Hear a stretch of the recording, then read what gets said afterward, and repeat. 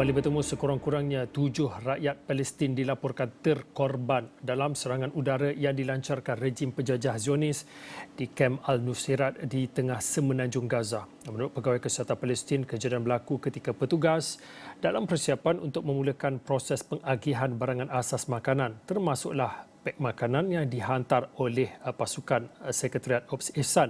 Untuk mendapatkan perkembangan terkini dan situasi semasa berkaitan dengan kejadian yang berlaku, bersama saya pada ketika ini ialah pengerusi Sekretariat Indo Ops Ihsan, Jismi Johari. Assalamualaikum Cik Jismi. Waalaikumsalam.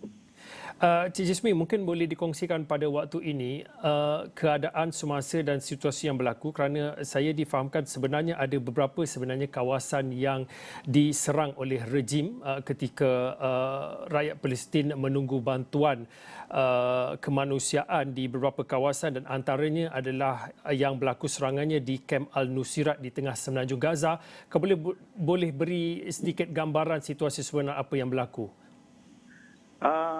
Maklumat yang kita dapat ketika persiapan petugas-petugas sukarelawan untuk memberi kotak makanan, maknanya makanan asas yang dihantar oleh Ops Ihsan kepada penduduk-penduduk di Kamp Al-Nusairat, pada ketika mereka sedang persiapan untuk pengagihan, rejim Israel telah mengebom pusat pengagihan tersebut.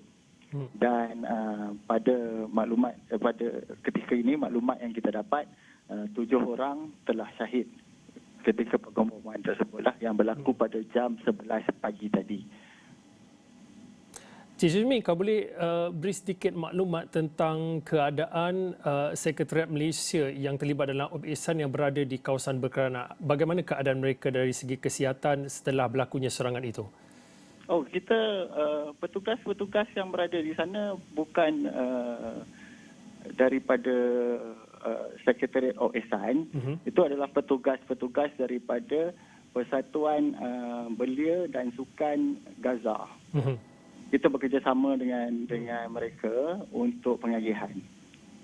Dan yang kita dapati, of course, pada ketika ini memang ramai yang dalam keadaan terkejut, dan masih lagi ada beberapa orang yang cedera, dan juga ada yang beberapa orang awam juga yang terkejutlah dengan keadaan berkenaan.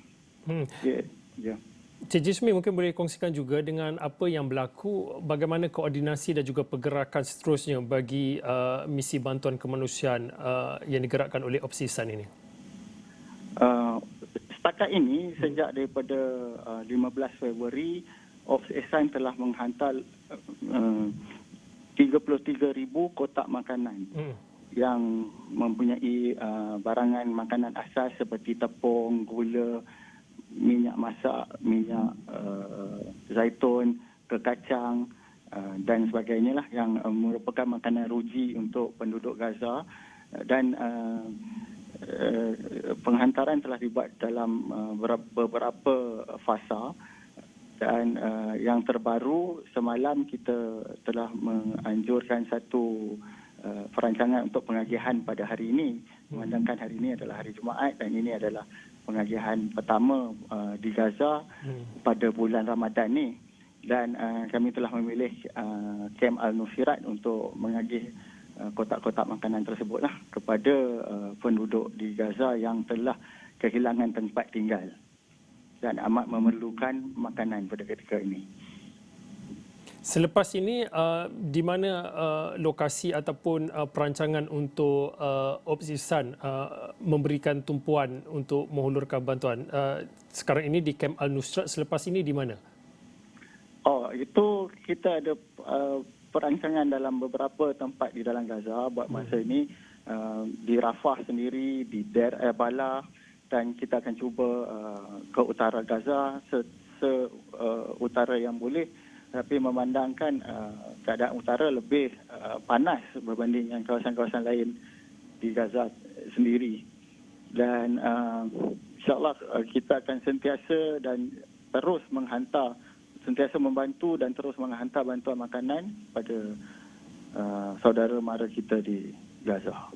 Cik Jismi, mungkin yang terakhir sekali, apa yang boleh dikongsikan khususnya untuk rakyat Malaysia yang terus ingin menghulurkan bantuan di bawah OPISAN ini, apa yang boleh dilakukan dan bagaimana untuk melihat seterusnya walaupun susulan daripada serangan udara yang dilancarkan oleh rejim Zionis ini, bagaimana selepas ini jaminan untuk bantuan daripada OPISAN ini akan terus disalurkan kepada rakyat Palestin?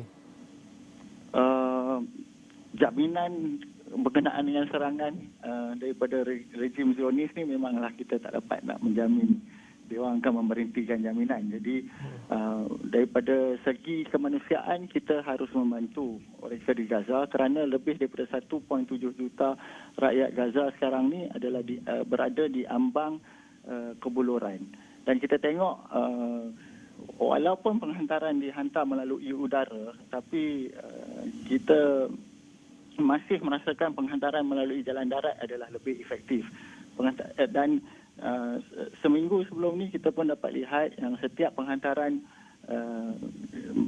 atau tempat-tempat penghadiahan makanan, malah tempat-tempat di mana penghantaran makanan melalui udara turun di kawasan tersebut, pihak rejim Israel akan menyasarkan orang-orang yang berkumpul untuk mendapatkan bantuan makanan. Juga di utara Gaza, bila orang berkumpul untuk pengajian juga mereka juga diserang dengan bom ataupun melalui udara daripada rejim Israel lah. Jadi sebagai